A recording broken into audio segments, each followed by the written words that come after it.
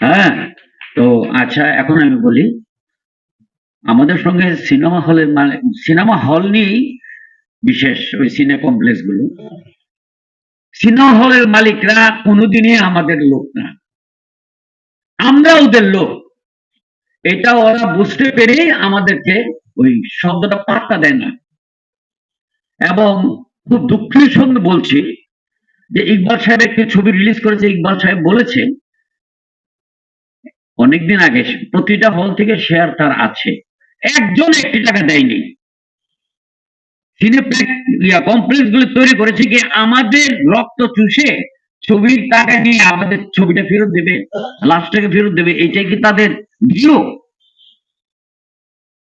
Cinema hall মালিকদের সাথে বলতে ছোট হয়ে যাব, আমরা কোনোদিন পারিনি। কারণ আমরা টাকা খরচ করে চলচ্চিত্র নির্মাণ করে ফেলি। এখন ওরা যেটাই বলে কম বেশি হোক আমার ছবিটা চালাবার জন্য আমরা তাদের কাছে যাই, ওদের সাথে আমরা পারি না।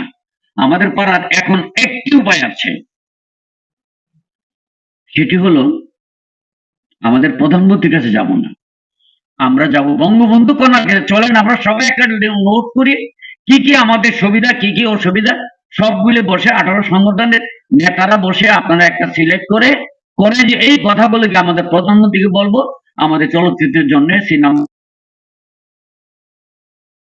যদি এরকম একটা ব্যবস্থা করে আমরা বঙ্গবন্ধু কন্যার কাছে যেতে পারি, আমার মনে হয় আমাদের কিছু একটা হবে।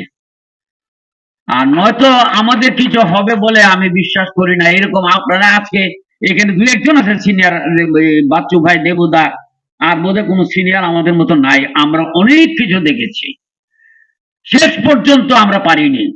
কারণ আমরা টাকা দিয়ে বানিয়ে ফেলেছে ছবিটা, ওই হলে চালাতেই হবে, ওরা জানে। এই জন্য ওরা মানে একটা কথা বলে এটা বলাটা উচিত না, অভদ্র মনে হবে, মনে হয় মানে ওই বিচ্ছি ভেসে গেছে আমাদের শব্দটা এখানে ব্যবহার করুন না, সরি।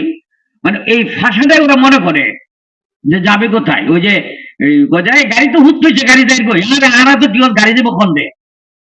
এখন সিনেমা হলের মালিকদের কাছে টিকিট, এগুলির জন্য একটা সুরাহা করতে হবে। চলেন আমরা বঙ্গবন্ধু কন্যার কাছে যাই। এছাড়া বেশি বিশেষ বলা ঠিক না। এখানে আমাদের একজন সুনাম ধন্য লোক আছে, আমাদের রাষ্ট্রপতির সন্তান, উনি যদি সহযোগিতা আমাদের কাছে করেন প্রধানমন্ত্রীর কাছে যাবার জন্য, ডেফিনেটলি আমরা অনেক আগে সেখানে পৌঁছতে পারবো। ওনার কাছে আমার অনুরোধ, আপনি লিডিং করে আমাদেরকে নিয়ে যান আমাদের খসরু সাহেবের সঙ্গে, প্লিজ এটা আপনি করে আমাদেরকে বাঁচাবার চেষ্টা করুন, কারণ আপনিও আমাদের একজন। ধন্যবাদ।